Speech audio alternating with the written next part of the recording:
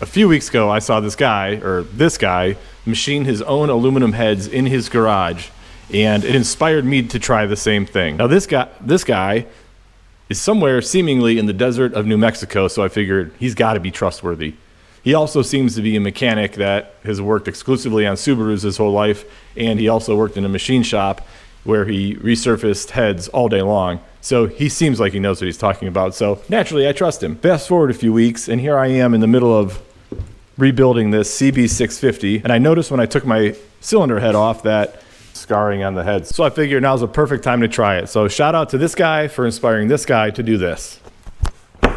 By the way, that particular video he posted about that is linked in the description below. So the first thing he told us to do is to head to Home Depot and find the flattest surface you can and mount that surface to your workbench. So I found this big old slab tile of granite or tile something or other, perfectly smooth, and we're gonna secure it to the workbench.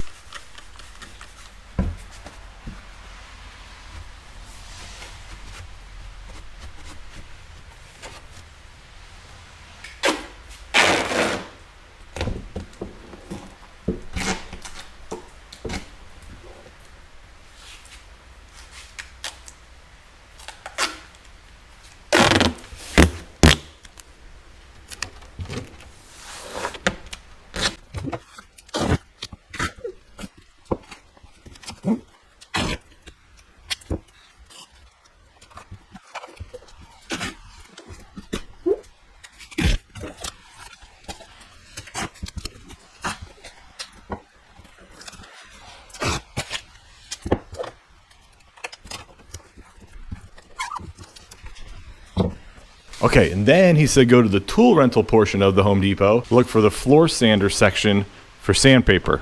Now here's where I become me. I don't remember exactly what grit he said to use, but I'm gonna shoot for 80 and see what happens. I think that's what he said, but now the cool thing about these sheets, self-adhesive, so you just take the backing off and stick it right to your flat surface.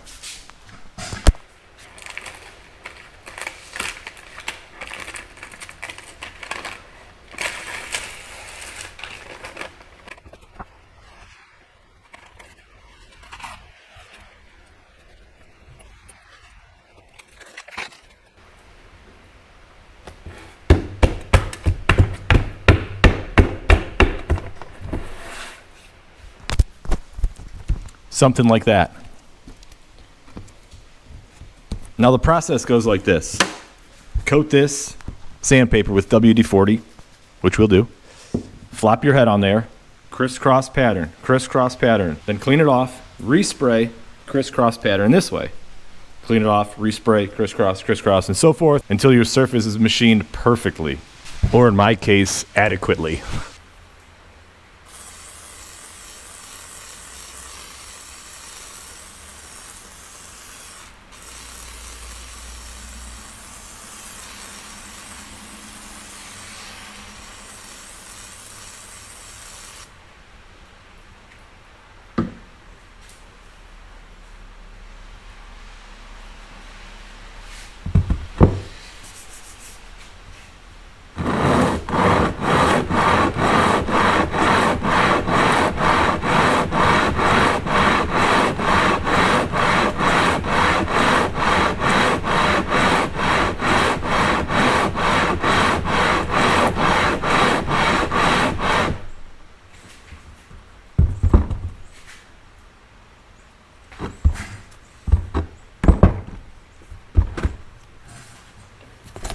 This is quite insane.